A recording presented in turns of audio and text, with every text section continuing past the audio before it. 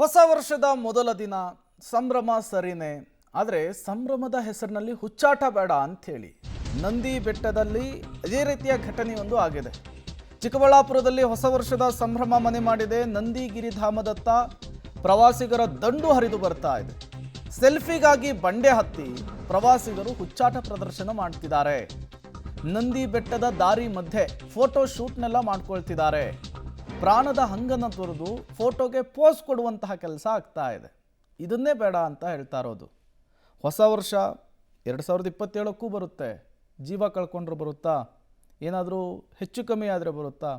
So ಹಾಗಾಗಿ ಸಂಭ್ರಮ ಇರಲಿ, ಎಂಜಾಯ್ಮೆಂಟ್ ಇರಲಿ, ಬಟ್ ಈ ರೀತಿಯ ಹುಚ್ಚಾಟ ಪ್ರದರ್ಶನ ಬೇಡ. ನೋಡಿ, ಕೈಯಲ್ಲಿ ಮಗುವನ್ನು ಹಿಡ್ಕೊಂಡು ಬಂಡೆ ಹತ್ತಿರೋದು, ಮಗುವನ್ನು ಇಟ್ಕೊಂಡೇ ಕೆಳಗಿಳಿತಾ ಇರೋದು, ಫೋಟೋ ಶೂಟ್ ಮಾಡಿಸೋದು, ಇವೆಲ್ಲವೂ ಕೂಡ ಅಪಾಯಕ್ಕೆ ಹಾದಿ ಮಾಡಿಕೊಡ್ತಾ ಇದೆ. ಆಮೇಲೆ ನಿಮ್ಮನ್ನು ನೋಡಿ ತುಂಬ ಜನ ಬಂದು ಇದೇ ರೀತಿಯ ವರ್ತನೆ ಮಾಡೋರು ಕೂಡ ಇರ್ತಾರೆ. ಹಾಗಾಗಿ ತುಂಬ ಎಚ್ಚರಿಕೆಯಾಗಿರಬೇಕಾಗುತ್ತೆ, ಜೊತೆಗೆ ತಮ್ಮ ಜಾಗೃತಿಯಲ್ಲಿ ತಾವಿರಬೇಕಾಗುತ್ತೆ.